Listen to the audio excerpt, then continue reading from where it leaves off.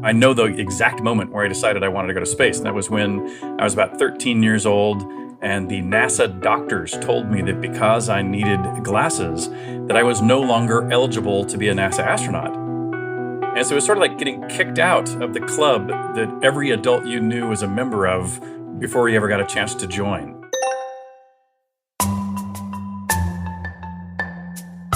What's up? Welcome to Same But Tech, a podcast where we explain how technology is driving culture into the future, one analogy at a time. When was the last time you looked up at the stars?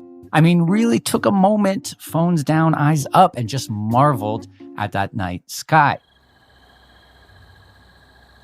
Stargazing opens up the mind to our wildest imagined realities. What is beyond our planet? Is that Orion's belt? That's definitely a dipper. Big or little, I couldn't tell you. But look, there's probably an app for that. But think about it. Do you have that feeling of amazing wonderment, ooh and ah and all that? Well, hold on to it for a second.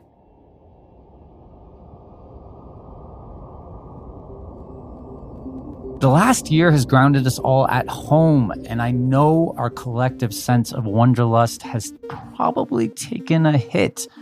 But go with me here. Think about your last vacation.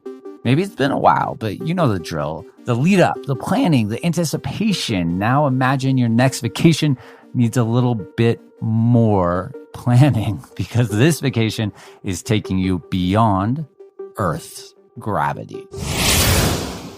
We're trading in Lake Havasu for Lake Space. Anti-gravity volleyball starts at 6. Please be sure to reserve your spot. Seems astronauts trained for years to don the spacesuit and bravely go where very few of us have gone before. But what about someone like me, who kind of just wants to hitch a ride and just see the sights? That's right. Today we're talking about space travel, not just for astronauts or the tech titans like Jeff Bezos and Elon Musk, but for regular people like you and me. Thank you and enjoy your flight. Today, it's all about space tourism. Floating in space is a lot like scuba diving, a lot like freely floating in a pool or in the ocean when you don't feel any weight on any part of your body and you're just gently drifting through the seas. That's Richard Garriott, and he's got the analogy down. Well, because he's been to space and he lived to tell us all about it. Richard is a pioneer with NASA in his blood. But don't get it twisted, he's not a NASA astronaut. His father was. You know, I saw my father train for space flight, so I had a little bit of an inkling as a child of what it was like. And my father was also a NASA astronaut. And while it would be very easy for people to assume that that was the obvious inspiration, and clearly that did play a part. Every hero has an origin story.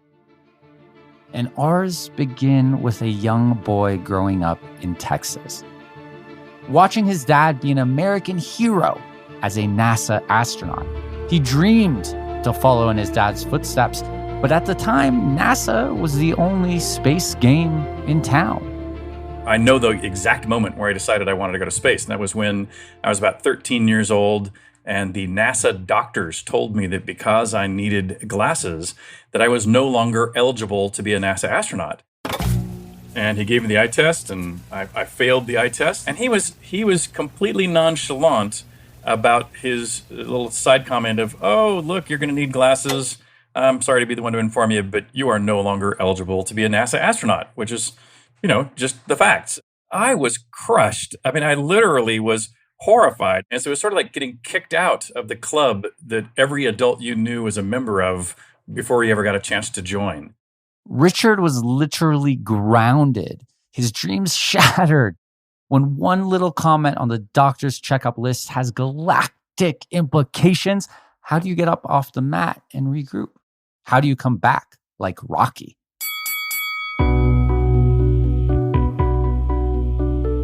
And it really took some days for this to process. And then ultimately in my head, that's when I said, look, I want to go to space too. And if I can't go by the rules that NASA is going to lay out or has laid out, then, I'm going to have to go make my own space agency. Wait, sorry, come again? How do you build a space agency from scratch? Who does that, and where do you even start? For our journey to the stars, it's key to not go too high, too fast. Let's start with a much simpler question. Space tourism. What's that? Sure. So space tourism is literally going to the space, right? Right. Sure. Okay. But define space. There's a couple of definitions, but I think the most accepted one is basically it's an altitude of over 100 kilometers above Earth. It's the so-called Kármán line. For those not metrically inclined, it's about a 60-mile drive, just up. So if you cross that line of altitude, you are in space. This is Raphael Rotkin, and today he will be playing the role of our industry guy, the money guy. His pedigree has it all from global banking, hedge funds, and fintech to the growing private space industry. And in 2019, he founded the VC firm E2MC, funding space startups in the private sector. So he knows a thing or two about risky ventures. You can do it suborbitally, or you can do it actually going into an orbit, which is much more complicated and much more expensive. It's for the moment a pretty exclusive activity. So I think there's something in the human condition and human nature that urges us to explore, and space tourism is going to tap right into that. And, there's organizations which would then award you the coveted astronaut wings. Like when you were in 4th grade and the pilot of your flight on your family vacation gave you the sickest pilot wing pins to wear. Sign me up. Way up. Open the pod bay doors, Hal, because it's time to take it to the stars. When we last left our hero, he was picking up the pieces after his space dreams were crushed by those tiny little letters you see on the chart at the eye doctor's office. Here's the thing about being told you cannot do something as a teenager, though. It can be the best motivator. In Richard's case, he quickly found something to occupy his mind while reworking the master plan to get to space. I had a summer job in high school working at a computer store, one of the local retailers that was selling these personal computers, these newfangled personal computers. And it was the owner of the store that when he saw me make this little game, he said, Richard, this game that you've created is way better than anything else that we have, on the wall at the store. So he's the one that convinced me to publish it. And that first game, in its first few weeks, sold about 30,000 copies. My royalties were about $5 per unit. If you do that math, that's $150,000. So for something that took me about 7 weeks of after school time in 1980, earned me $150,000 in royalties, when my father's income as a NASA astronaut was about $65,000 a year. We're used to multi-million-dollar esports tournaments these days. But at that time, unless you were Pong or Space Invaders, the home video game industry was not yet, meaningful. But within the first couple of games, I was already making, millions of dollars a year. Now I guess I'm just starting into college or just dropping out of college. What do you do with that kind of money? I was far more interested immediately in finding people that I could, invest with privately who could help open up a commercial spaceflight, frankly, just so I could go. Raised in the shadow of the launch pad, Richard had the advantage of the greatest rocket brains living in the neighborhood. He was the entrepreneur among them and could draw on their frustration in wanting NASA to just try new things. And they needed money. Well, I was pretty much the only play in town, so I had a parade of my father's friends and colleagues coming over to my house to pitch me on their latest plan as to how to get us into space. As a college freshman, Richard quickly became the whiz kid at University of Texas. He was getting former astronauts to pitch him on space ventures. And actually, Buzz Aldrin called me up and said, hey, I'd like to come up and visit you and pitch you on my idea. Are you serious? That Buzz Aldrin? The pioneering moonwalker and crewmate of Neil Armstrong, Buzz Aldrin? It's one small step for man, one giant leap for mankind. And at the time, it was literally, my friend's dad is coming over to tell me what he's doing next. I mean, his dad is the same as my dad. They're both astronauts. It really wasn't a big deal at the time. He came to my dorm room with the beds fixed against the wall, so we had to kind of sit on opposite sides of the room to talk and kind of awkwardly hand paper and notes back and forth.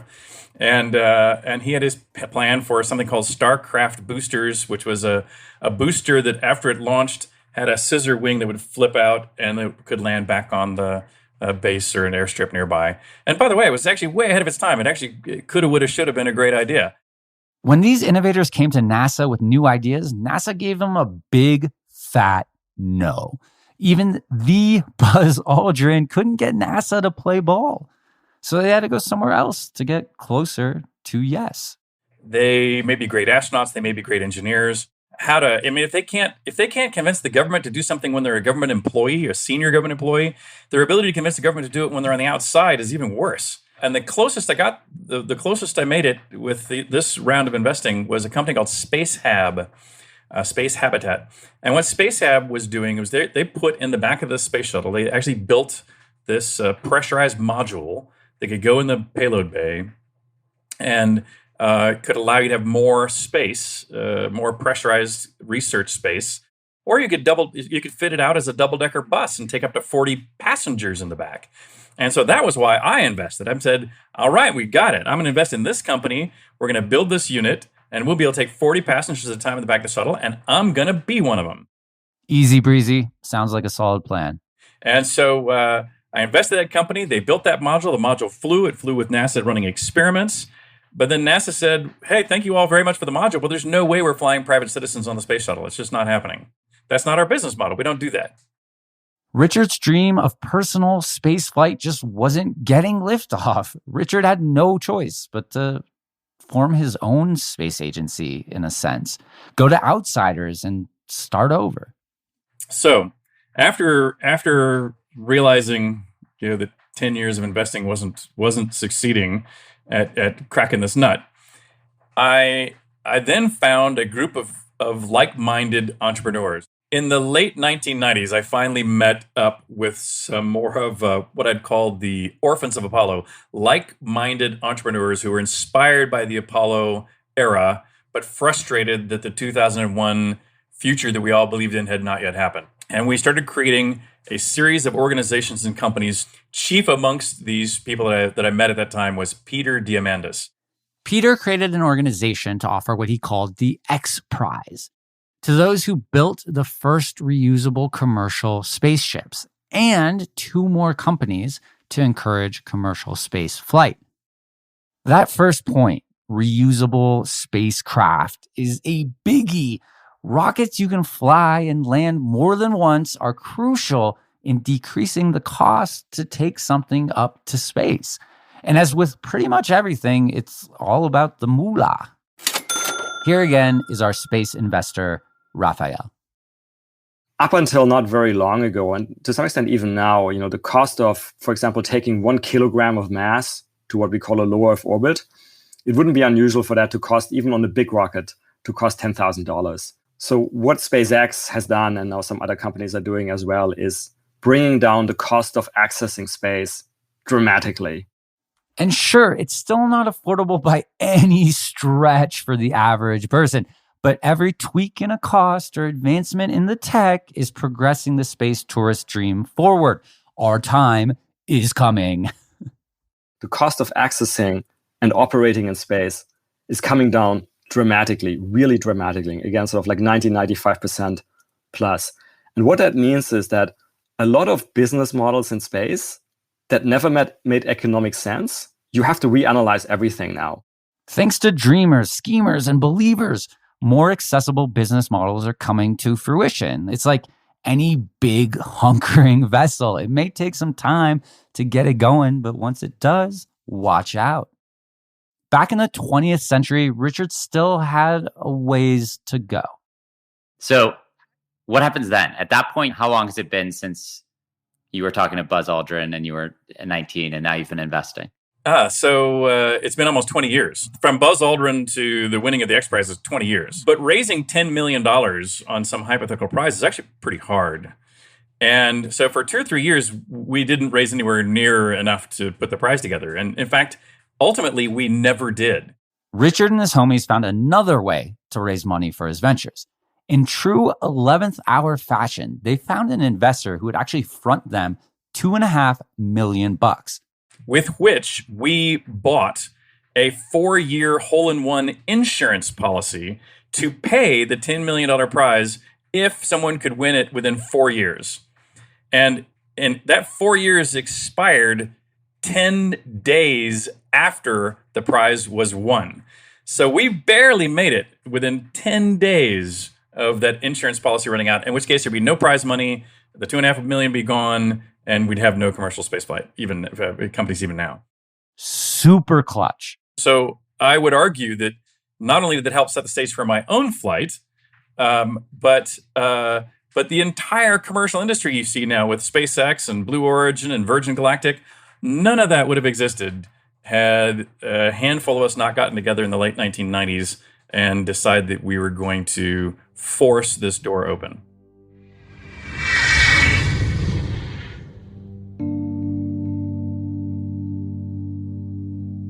Richard and the orphans of Apollo have busted through the gate and created the space for the boom in private sector spaceflight we're witnessing today. But back then, hitching a ride with another player wasn't as easy as tweeting to your favorite tech billionaire and getting a SpaceX announcement. The tech giants of that time were still concerned with earthly pursuits like motherboards and Palm Pilots. We really want to go to space. Our goal is to go to space, personally. And so that's my goal anyway. There's only two countries, they're not even companies, there's two vehicles on the planet that can go to space. And one is the shuttle. We were told no by NASA repeatedly. We still get told no by NASA a lot. But we said, we never really asked Russia.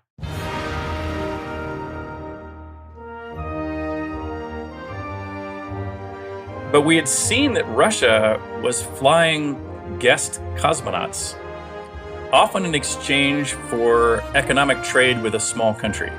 And so, for example, they might go to Malaysia, and they'd go to the country of Malaysia and say, hey, if you will buy some of our MiGs. Those are a type of fighter plane, by the way. We'll send your first ever national astronaut up on the Soyuz. And we go that implies there's a value to this trade. Also, by the way, the Soyuz is a line of Russian-made spacecraft. Привет. Для нашего американского друга. 5, 4, 3, 2, 1. Liftoff. And we could even do a back-of-the-envelope calculation. And we went, that back-of-the-envelope calculation shows that about $20 million seems to be what they would charge to send somebody up on the Soyuz. So we went to Russia and said, hey, would you be willing to trade a seat for cash to a private company like ours? After some back and forth and a few more napkin calculations, Russia agreed to trade Richard a spot on the flight for a cool $20 million. And because of his recent X Prize success, my man, he actually had that cash. But if you might remember, this is the year 2000. And 2000 is the year of the internet stock market crash. And so right as we did this, the stock market crashes with all of my net worth being in .com stock. And so my net worth went from well above a ticket price to go to space to close to zero. And I'm like, after decades of trying, I think I've actually cracked this nut and I've just lost it. That was terrible. That was crushing. I mean, soul crushing, literally, to have come so close and then have it slip through your fingers. The .com crash rippled outward. Remember pets.com? Anyone still using pets.com for their catnip? The bubble popped, sure. But fear not, dear listeners, our intrepid explorer was not deterred. So I built another gaming company, sold another gaming company, had the price again. The price had gone up. It was now $30 million. But I had in excess of that. And so in 2007, I signed up to go. In 2008, I start making payments to go. I need a hookup for whatever resilience supplement Richard is taking. Year after year after year. Who else do you know who would build multiple million-dollar enterprises in search of one goal? His personal holy grail. And you might remember what happened in 2008. That was the real estate stock market crash. And so here I am paying tens of millions of dollars to Russia as yet again my paper net worth is crashing to zero. Seriously? Can this guy catch a break? And so I actually managed to go, but I literally spend basically all the money I have in the world to go to space. So I'm over there, I go to Russia and I do my medical pre-qualification. And so they scan your body, in ways that, most healthy earthbound folks never bothered checking. And in my case, they found a disqualifying medical condition. And in my case, I was missing one vein. I had an artery feeding a dead-end chunk of liver.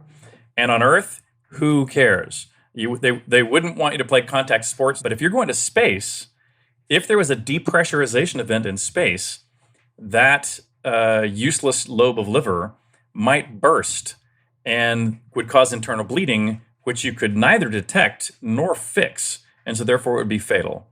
And so basically they kicked me off the flight. And by the way, I already paid all this money and I got kicked off. And so now this is strike 3. And fortunately, about an hour, maybe 2 hours later, I get another phone call from my medical team. And they said, Richard, we have a plan. The plan is Monday morning, you're going to go to the Houston Medical Center and you are going to have that lobe of your liver removed. And I sign me up.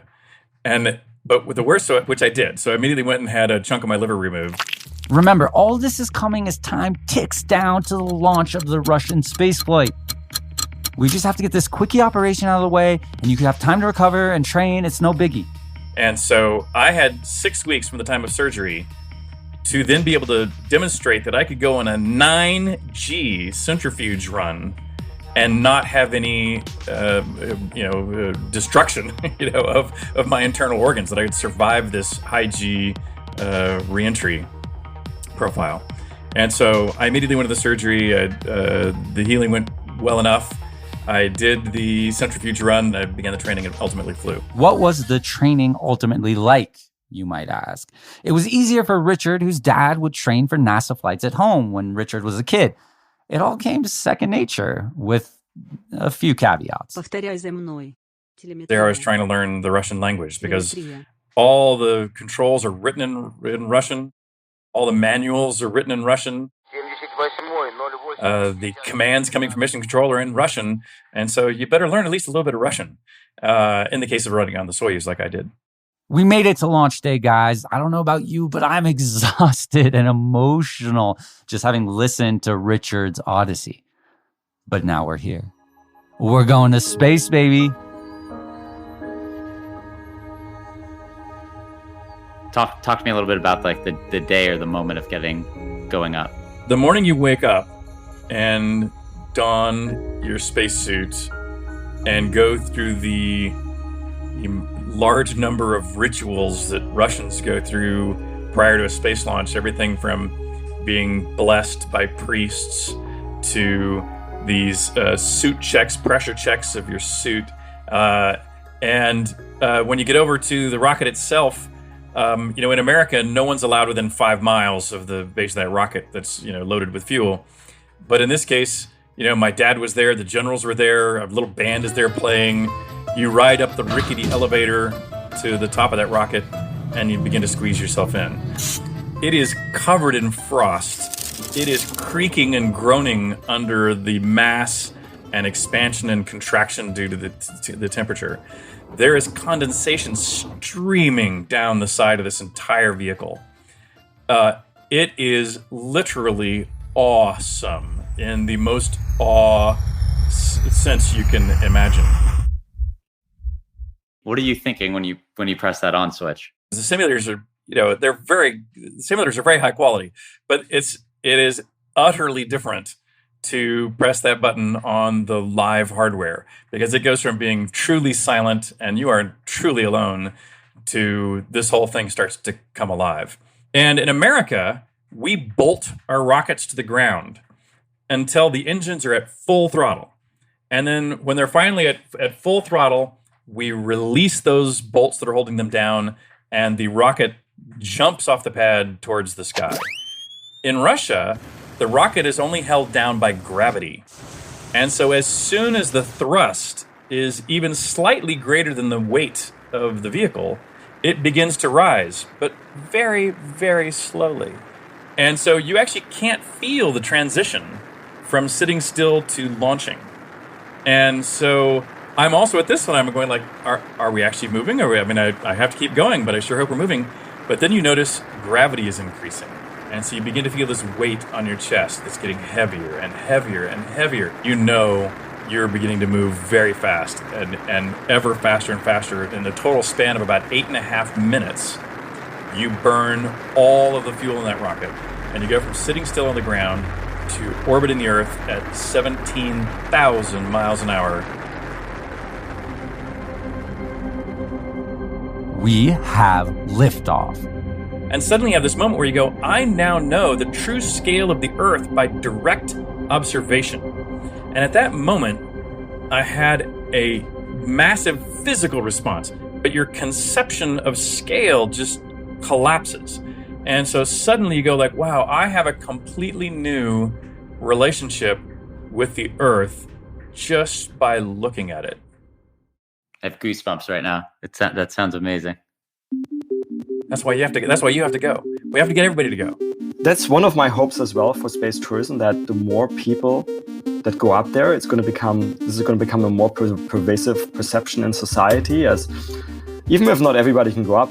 And I also hope that some of our leaders, and whether it's political leaders or spiritual leaders, are going to go up and again multiply this perception, which they hopefully also will experience up there.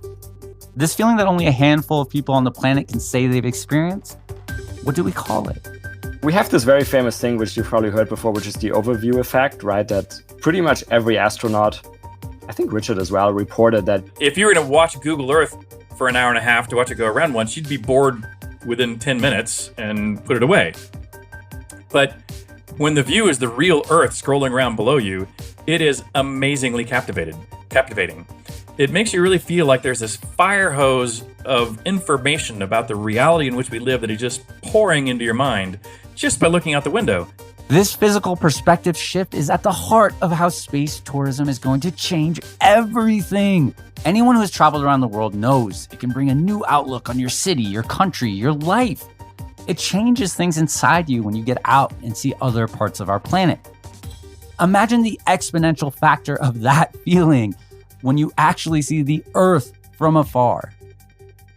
We're suspended in this pretty scary black nothingness here. So there seems to be this very sort of positive, almost spiritual effect. I've said it before and I'll say it again. How do I sign up? What does the future of space tourism look like in the coming decades?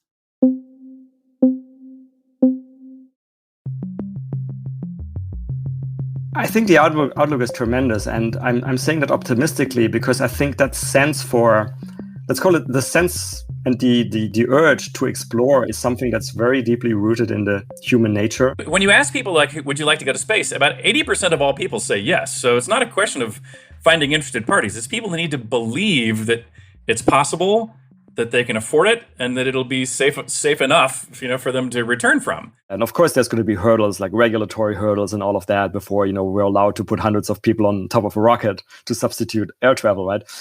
But once that happens, of course, it can be very cheap, basically full fare, economy class ticket prices or maybe business class ticket prices. So a few $1,000s for a one-way flight like that. But that's sort of call it at least 10 years out. So I compare it a lot to the internet in the mid-90s where, you could see that there was a dramatic new technological development that brought certain costs down a lot. When I was at college, people were like, internet, okay, it's like email, it's really crappy web browsing, maybe some beginning e-commerce, Amazon selling books, but that was it. Nobody that I knew was thinking about that there might be something in the future like Facebook or Uber or an Airbnb. And so I'm waiting for these equivalents to happen in space. Like you're going to see this guy, he went to space on Instagram. You're going to be interested. It's like, what was going on in space? This seems to be big. You start studying a little bit. Maybe you start thinking about, well, this is like a new world. How can I participate? Even more than, quote, tourism, these prices, this already reducing price means that more and more activity will happen in space, more business will happen in space. And whether that's manufacturing in orbit or whether that's going out and mining asteroids, those things are now unlocked by this lowering of price.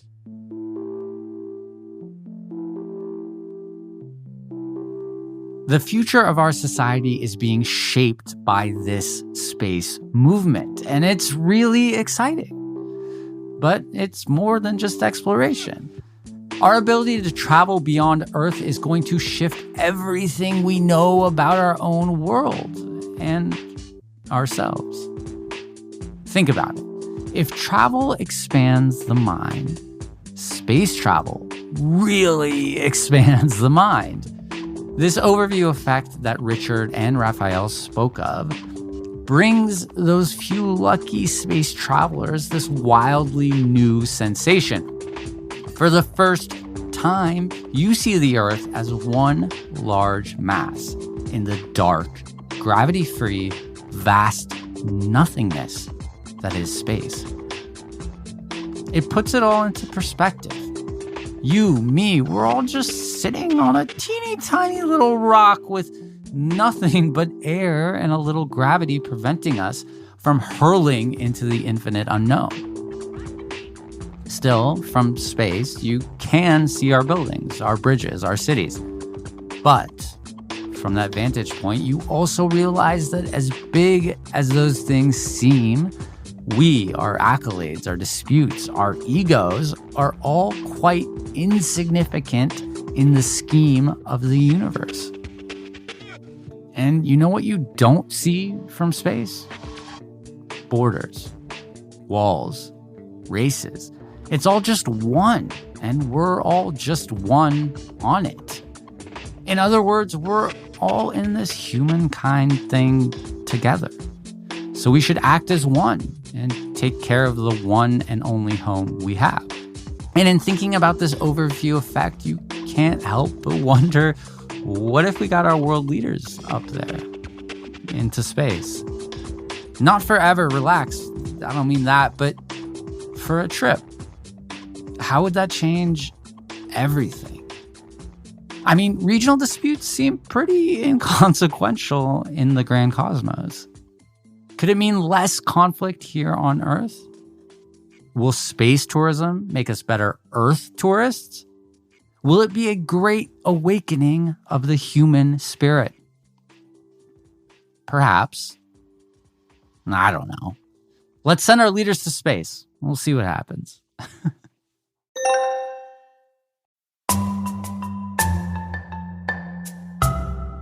Today's episode was hosted by me, Mohan M. Zanuzzi, produced by Karine Javier and Lee Schneider, written by Ibrahim Balki, exec produced by Steph Wolf, music by Ubra.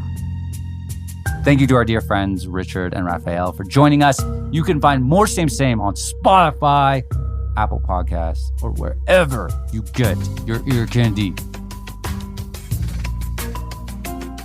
Thanks for listening. Spread love. This episode was brought to you in part by BCG Digital Ventures. BCGDV builds revolutionary new businesses with the world's most influential corporations. Learn more at bcgdv.com.